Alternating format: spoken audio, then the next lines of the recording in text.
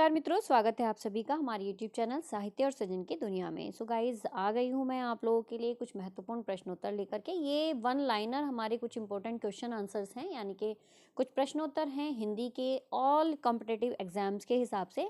तो जो भी UGC नेट के बच्चे हैं वो भी ये ना सोचें कि आप लोगों के लिए ये बेहतर नहीं है वीडियो। एक्चुअली क्या हमने यहाँ पर हिंदी भाषा से शुरू किया है, हालांकि अभी उम्मीद नहीं है कि आप लोगों का जो पाठ्यक्रम है वो बदल जाए, क्योंकि ये जनवरी हमारा बिल्कुल ख़त्म होने को है, तो बहुत कम उम्मीद है। लेट्स सी क्या होता है। लेकिन ये जो पॉइंट्स हैं या ये जो क्वेश्चंस हैं, इनका वहाँ कुछ लेना देना नहीं है, ये आने ही आने होते हैं। यानी कि हिंदी भाषा हो, हिंदी साहित्य का इतिहास हो या फिर साहित्य शास्त्र हो, तो ये वाली यूनिट में कोई चेंजेस किसी का नहीं होता है, ये हमेशा बने रहते हैं। तो बिना टाइम ख़राब किए, बिना लाग लपेट के मैं शुरू करती हूँ अपनी आज की क्लास। इसमें देखिएगा यहाँ पर बहुत ही महत्वपूर्ण प्रश्न है और बहुत बारीक से स्टडी की गई है। तो हो सकता है इसमें से आपको कुछ प्रश्न आते हों, कुछ प्रश्न ना भी आते हों। जो नहीं आते होंगे उनको आप लोग नोट डाउन कर लीजिएगा, जो आते हों बहुत अच्छी बात है, आप लोगों का एक बारी और रिवीजन हो जाएगा। तो ये वन लाइनर क्वेश्चंस चलेंगे, एक तरफ हमारी क्लासेस भी चलेंगी, यानी कि मैं एक्सप्लेनिंग वाली जो वीडियोस है वो भी अपलोड करती रहूँगी। तो ये पार्ट 1 है, याद रखिएगा। इसके सभी पार्ट्स आप लोगों के लिए बहुत हेल्पफुल होने वाले हैं। तो हम यहाँ पर बारीकी से स्टडी करते हुए बारीक से बारीक सवालों को लेकर के आप लोगों के सामने आती रहूँगी। वन लाइनर क्वेश्चन इसलिए लाई हूँ ताकि टाइम हमारा ज़्यादा ख़राब ना हो। देखिए, पहला प्रश्न है, द्रविड़ भाषा परिवार किस भौगोलिक क्षेत्र के अंतर्गत आती है? तो द्रविड़ भाषा परिवार है ना, तो ये यूरोप एशिया के अंतर्गत आया, जिसे यूरेशिया भी कहते हैं। यूरोप एशिया के अंतर्गत आता है द्रविड़ भाषा परिवार। नेक्स्ट है हमारा, चीनी भाषा परिवार किस भौगोलिक क्षेत्र के अंतर्गत आता है? चीनी भाषा परिवार भी हमारा यूरोप एशिया यानी यूरेशिया के अंतर्गत ही आता है। और नेक्स्ट है हमारा, पापुई एवं ऑस्ट्रेलियन भाषा परिवार किस भौगोलिक क्षेत्र के अंतर्गत आते हैं?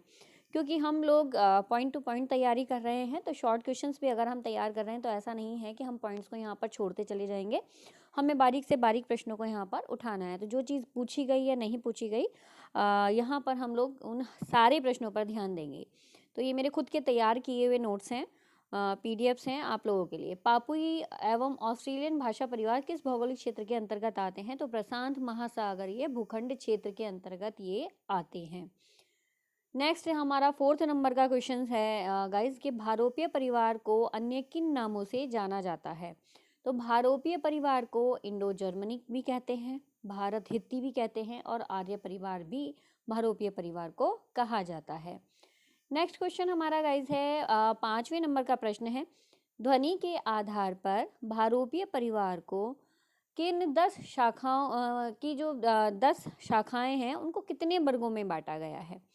ठीक है, तो ध्वनि के आधार पर भारोपीय परिवार को किन शाखाओं को, मतलब जो इसकी 10 शाखाएं हैं उनको कितने वर्गों में बांटा गया? प्रश्न को थोड़ा सा तोड़ मड़ोड़ यहाँ पर हो रखी है, आप लोग ध्यान से मेरे उच्चारण पर ध्यान दीजिएगा। मैंने कहा कि ध्वनि के आधार पर भारोपीय परिवार को किन 10 शाखाओं, मतलब जो 10 शाखाएं हैं भारोपीय परिवार की, जो 10 शाखाएं हैं उनको कितने वर्गों में बांटा गया है? तो उनको 2 वर्गों में बांटा गया है। ठीक है, कौन कौन से 2 वर्ग? एक तो शतम और दूसरा केंतुम, जिसे केतुम भी बोलते हैं। शतम को सतम भी बोलते हैं और केंतुम को केतुम भी बोला जाता है। तो ये ध्वनि के आधार पर भारोपीय परिवार जो है उसके को हम 10 शाखाओं को उसके इस तरीके से वर्ग में 2 वर्गों में विभाजित करके देख सकते हैं। अब जो सतम वर्ग और केतुम वर्ग मैंने यहाँ पर बताए दोनों वर्ग, इनके अंतर्गत कौन कौन सी जो भाषाएं हैं वो हमें देखनी है आती हैं। तो जो सतम वर्ग है उसके अंतर्गत आने वाली भाषाओं के अगर नाम पूछ लिए जाते हैं तो आपको पता होना चाहिए। प्रश्न किसी भी तरह से पूछा जाए, लेकिन आपको क्योंकि ये लर्न करने हैं तो लर्न बेसिस पे आपको यहाँ पर पॉइंट्स याद हो जाने चाहिए। तो सतम वर्ग के अंतर्गत आने वाली भाषाओं के क्या नाम है? तो भारत ईरानी यानी आर्य जिसे बोलते हैं, बाल्टो स्लाविक, अर्मनी, अल्बानी यानी जिसे हम इलीरियन भी बोलते हैं। ठीक है गाइज, तो यहाँ जो छठा है हमारा प्रश्न वो है सतम वर्ग के अंतर्गत आने वाली भाषाओं के नाम। तो भारत ईरानी जिसे हम आर्य भी बोलते हैं, ठीक है, बाल्टो स्लाविक, अर्मनी, अल्बानी। ठीक है, तो कुल मिलाकर के कितनी आती हैं सतम के अंतर्गत? 1 2 3 4। आपको याद रखने हैं चारों के नाम, और दूसरा चारों के नाम के साथ साथ आपको क्या ध्यान रखना है, इनके अलग नाम। कोई भारत ईरानी भी बोल सकता है, कोई केवल आर्य भी बोल सकता है। कोई यहाँ पर अल्बानी भी बोल सकता है, कोई इलीरियन भी बोल सकता है, ठीक है। तो इनको इन नामों से भी जाना जाता है। अब केतुम वर्ग है, तो केतुम वर्ग की भाषाओं के क्या नाम हैं? केतुम वर्ग की भाषाओं की अगर हम बात करते हैं तो उसमें जर्मनिक, ठीक है, जर्मनिक, केल्टिक, ग्रीक, तोखरी, हिटाइट और इटलिक, ये इसके केतुम वर्ग की भाषाओं के नाम हैं, ठीक है। तो ये आप लोग नोट कर लीजिएगा, या जैसे भी स्क्रीनशॉट लेना हो ले लीजिएगा, याद करना हो याद कर लीजिएगा, और वीडियो को शेयर ज़रूर कीजिए जिन लोगों को इसकी ज़रूरत है। भारत, ये जो आर्य भाषाएं हैं उनके 3 चरण कौन से हैं? अगर ये पूछा जाए तो ये बहुत कॉमन सा सवाल है। प्राचीन आर्य भाषा, मध्यकालीन आर्य भाषा और आधुनिक आर्य भाषाएं। तो ये 3 वर्ग हैं, ठीक है, प्राचीन आर्य भाषाएं, मध्यकालीन आर्य भाषाएं और आधुनिक आर्य भाषाएं। नवा हमारा प्रश्न है कि जो मध्यकालीन आर्य भाषाएं उनके अंतर्गत आने वाली भाषाएं कौन कौन सी हैं? पाली, प्राकृत, अपभ्रंश और अबहट। तो मध्यकालीन के अंतर्गत कौन कौन सी आती हैं? पाली, प्राकृत, अपभ्रंश और अबहट। मध्यकालीन आर्य भाषा की प्रथम अवस्था का नाम बताइए। अगर मध्यकालीन आर्य भाषा की पहली अवस्था का नाम बताया जाता है तो क्या है? पाली, ठीक है, पाली मध्यकालीन आर्य भाषा के अंतर्गत आने वाली जो पहली यहाँ पर मानी जाती है अवस्था है, तो वो पाली है, ठीक है गाइज। तो इस हिसाब से आपको चीज़ें याद रखनी है। पाली भाषा के बौद्ध धर्म से संबंधित किन्हीं 3 ग्रंथों के नाम बताइए। बहुत इंपॉर्टेंट प्रश्न है।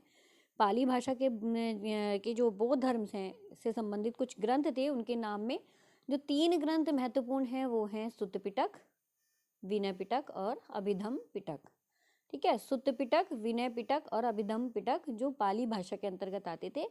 सुत्त पिटक किस प्रकार का संग्रह है? सुत्त पिटक बुद्ध के उपदेशों का संग्रह है, क्योंकि जो पाली है उसमें बौद्ध धर्म की शिक्षा दी गई है, बौद्ध निकाय वहाँ पर देखने के लिए मिलते हैं। तो आप लोग इसे ध्यान रखिएगा, सुत्त पिटक में बुद्ध के उपदेशों का संग्रह है। सुत्त पिटक के अंतर्गत कितने निकाय आते हैं? तो सुत्त पिटक के अंतर्गत 5 निकाय आते हैं। सुत्त पिटक जो कि बुद्ध के उपदेशों का संग्रह है, उसके अंतर्गत मैंने आपको बताया कि 5 निकाय आते हैं। मैंने यहाँ पर उसको डिस्क्राइब कर दिया है। पांचों निकाय जो है ना, उनके नाम भी यहाँ पर आप लोग याद रखिएगा। खुद्दक निकाय, दीर्घ निकाय, मध्यम निकाय, संयुक्त निकाय और अंगुत्तर निकाय, ठीक है। तो इस तरीके से सुत्त पिटक में जो बुद्ध के उपदेशों का संग्रह है, उसके अंतर्गत जो 5 निकाय हैं, उन 5 निकायों के नाम यहाँ पर मैंने एक्सप्लेन कर दिए हैं, आप लोग इन्हें याद रखिएगा। 15वां हमारा प्रश्न है, विनय पिटक किस प्रकार का संग्रह है? विनय पिटक संघ संचालन के लिए दिए गए शिक्षाओं का संकलन माना जाता है। तो मैंने सुत्त पिटक की बात की थी, अब हम यहाँ विनय पिटक की बात कर रहे हैं। तो विनय पिटक संघ संचालन के लिए दिए गए शिक्षाओं का संकलन है। धर्मों का विशद विश्लेषण उक्त पिटक में से किस संग्रह में किया गया है? तो अभिधम में धर्मों का विशद विश्लेषण उक्त पिटक कौन सा था? ये हमारा अभिधम में धर्मों का, जिसमें धम लिखा हुआ है, याद रखिएगा, धर्मों का विशद विश्लेषण इसी में हुआ है। और विनय पिटक में क्या है? संघ संचालन के लिए दी गई शिक्षाओं का संकलन इसमें दिया गया है। 17वां हमारा प्रश्न है, कच्चायन व्याकरण ग्रंथ की रचयिता कौन है? तो कच्चायन व्याकरण ग्रंथ की रचयिता महाकच्चायन है। और किस ग्रंथ को बौद्ध सिद्धांतों का कोश कहा जाता है? ये हमारा 18वां प्रश्न है। बौद्ध सिद्धांतों का कोश जिसे कहा जाता है वो है विशुद्ध हिमग, यानी पाली का सर्वश्रेष्ठ व्याकरण इसको माना जाता है, ठीक है, विशुद्धि मग। तो ये जो है पाली का बहुत ही महत्वपूर्ण एक व्याकरण ग्रंथ है। और इसके अलावा हमारा 19वें प्रश्न की तरफ हम लोग चल रहे हैं, बढ़ रहे हैं। 19वां हमारा प्रश्न है, पाली भाषा में व्यंजनों की संख्या कितनी मानी जाती है? तो पाली भाषा में व्यंजनों की संख्या 33 है। इम्पोर्टेंट क्वेश्चन है, याद रखिएगा। प्राकृत में प्राकृत की प्रारंभिक अवस्था को क्या कहा जाता है? तो प्राकृत की प्रारंभिक अवस्था को पाली कहा जाता है। 21वां प्रश्न है, किस विद्वान को प्राकृत का पाणिनि कहा जाता है? यहाँ कुछ टाइपिंग मिस्टेक्स है तो ध्यान रखिएगा, प्राकृत ऐसे नहीं लिखा जाता है, ठीक है। तो प्राकृत का पाणिनि किसे कहा जाता है, किस विद्वान को कहा जाता है? तो हेमचंद, आपको नाम याद रखना है, हेमचंद को कहा जाता है। प्राकृत प्रकाश किस विद्वान का ग्रंथ है? तो ये प्राकृत प्रकाश किसका है? वररुचि का है। यहाँ भी प्राकृत जो है ये कुछ टाइपिंग मिस्टेक है। प्राकृत प्रकाश किस विद्वान का ग्रंथ है? तो ये वररुचि का ग्रंथ है। 23वां हमारा सवाल है कि प्राकृत के दो भेद कौन कौन से भेद हैं? मुख्यतः प्राकृत के एक तो दो भेदों में आता है आपका मुख्य प्राकृत और दूसरा आता है आपका कौन सा प्राकृत आता है? गौण प्राकृत। ठीक है, तो यहाँ पर आपको ध्यान रखना है कि प्राकृत के दो भेद मुख्य प्राकृत जिसके अंतर्गत आता है मागधी, अवंतिजा, प्राच्या, सूरसैनी जिसे हम शौरसैनी भी कहते हैं, अर्धमागधी, बाहिलीक, दाक्षिणात्य, महाराष्ट्रिया, है ना, और गौण विभाषा करके ये हमारा जो है दूसरा प्राकृत है, यानी मुख्य प्राकृत और गौण विभाषा प्राकृत। तो प्राकृत के दो भेद अगर पूछ लिए जाते हैं गाइज, तो देखो ये क्योंकि जो प्रश्न हैं वो बहुत ज़्यादा डीप से आ रहे हैं, तो यहाँ पर ये स्टार्टिंग जो हिंदी भाषा के इतिहास की है, यानी जहाँ से हिंदी भाषा का इतिहास का प्रारंभिक रूप है, वहाँ से इन सवालों को उठाया गया है और आई होप सो कि आप लोगों के लिए बहुत हेल्पफुल होंगे। तो ये नहीं सोचिएगा कि मैम पता नहीं कहाँ से क्या सवाल लेकर के आई हैं, ये सब आप ही के लिए हैं जो भी हिंदी की तैयारी कर रहे हैं, उनको ये चीज़ें ना बहुत अच्छे से याद होनी चाहिए, क्योंकि कंपटीशन अब कोई भी हल्का नहीं रह गया है। आप किसी भी चीज़ की तैयारी कर रहे हैं, चाहे असिस्टेंट प्रोफेसर की तैयारी कर रहे हो या यूजीसी नेट की तैयारी कर रहे हो, है ना, चाहे बीपीएससी की तैयारी कर रहे हो, तो आपको ये सारे प्रश्न अच्छे से याद होने चाहिए। इसी तरीके से कंटिन्यूसली वीडियो अब आती रहेंगी आप लोगों के पास, तो ये ध्यान रखिएगा। मैंने यहाँ प्रश्नों में भी एक तरीके से आंसर्स दिए हैं, तो प्रश्नों को भी आपको ध्यान से पढ़ना है। जैसे यहाँ प्राकृत के दोनों भेद मैंने यहाँ पर खोल दिए हैं। दो भेद का अगर चाहती तो मैं नाम भी नहीं देती कि जो दो भेद हैं वो किस विद्वान ने माने हैं, तो भरत मुनि ने माने हैं, ये इसका आंसर है। लेकिन मैंने इन दोनों भेदों के नाम जानबूझ के खोले हैं ताकि यहीं से हमारे और सवाल भी बन जाएं। तो मुख्य प्राकृत पहला है इसका, दूसरा है गौण विभाषा। ठीक है, तो गौण विभाषा इसका दूसरा नाम है। और मुख्य प्राकृत के जो दो भेद हैं उनके अंतर्गत कौन कौन सी यहाँ पर आप देखिएगा, मागधी है, अवंतिजा है, प्राच्या है, सूरसैनी है जिसे हम शौरसैनी कहते हैं, अर्धमागधी भी प्राकृत के इसी के अंतर्गत आती है, बाहिलीक है, दक्षिणात्य है, ये सब इसके अंतर्गत आती है। गौण विभाषा के अंतर्गत आती है शाबरी, आभीरी, चांडाली, सचरी, द्राविड़ी, उदरजा और वनेचरी। ठीक है, तो ये जो इसके दो भेद हैं, इनके जो मैंने यहाँ पर रूप खोल दिए हैं, ये किसने माने हैं? ये भरत मुनि के अनुसार हैं। ठीक है, भरत मुनि के अकॉर्डिंग। अपभ्रंश को अबीरों की भाषा किसने कहा? सिंपल सा सवाल है, आचार्य दंडी ने कहा। 25वां हमारा सवाल है, अपभ्रंश का प्रथम प्रबंध काव्य किसे कहा जाता है? तो अपभ्रंश का प्रथम प्रबंध काव्य धनपाल द्वारा रचित भविष्यत कहा को कहा जाता है। नेक्स्ट क्वेश्चन है, स्वयंभू की वह भाषा सी जो कौन सी रचना है, भाषा की वह कौन सी रचना है जिसमें 90 संधियां तथा 5 कांड है और जो राम कथा है? तो स्वयंभू की वह कौन सी रचना है जिसमें 90 संधियां हैं, 90 संधियां और 5 कांड है? तो वो पौंचर्यु है। तो सिंपल स्वयंभू की रचना पौंचर्यु या पौंचर्यु किसकी रचना है, ये ना पूछ करके मैंने यहाँ देखो फिर वही उस तरीके से प्रश्न को एक्सप्लेन किया है कि जिस स्वयंभू की वह कौन सी रचना है जिसमें 90 संधियां हैं, 5 कांड है। तो अगर प्रश्न इस तरह से भी आ जाए कि पौंचर्यु में कितनी संधियां और कितने कांड हैं, तो आपको ये प्रश्न भी ध्यान रखना है, 90 संधियां और 5 कांड है। ठीक है, 27वां हमारा सवाल है, अवहट भाषा का क्या समय निश्चित किया गया है? तो 900 ईस्वी से 1100 ईस्वी तक का समय अवहट भाषा का निश्चित किया गया है। हरियाणवी बोली किस उपभाषा के अंतर्गत आती है? पश्चिमी हिंदी, हरियाणवी बोली पश्चिमी हिंदी के अंतर्गत आती है।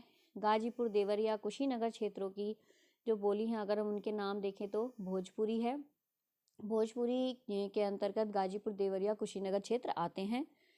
और जो हमारा 30वां और अंतिम यहाँ पर प्रश्न मैंने लिया है, क्योंकि एक वीडियो में बहुत ज़्यादा मैं यहाँ पर नहीं लेकर के आई हूँ मैटर। आपका रिस्पांस मुझे बताएगा, अगर आप लोग मुझे कहते हैं कि हाँ आपको इस तरीके की वीडियोस अच्छी लगी है और इस तरह की वीडियो आप लोगों को चाहिए, तो आप मुझे कमेंट्स करके ज़रूर बताइएगा। तो मैं आगे से फिर प्रश्नों की संख्या थोड़ी बढ़ा करके आप लोगों के लिए लेकर के आऊँगी। कोशिश करूँगी कम से कम 50 प्रश्न एक वीडियो में आप लोग के कवर हो जाएँ। तो यदि उच्चारण विशिष्टता के आधार पर वर्गीकरण किया जाए तो अवधि और भगोली बोली किसके अंतर्गत आती है, तो उदासीन आकार बहुला के अंतर्गत आती है। तो गाइज़ आई होप सो कि आपको वीडियो पसंद आई होगी। मिलते हैं जल्दी ही अपनी नेक्स्ट वीडियो में, तब तक के नमस्कार, धन्यवाद।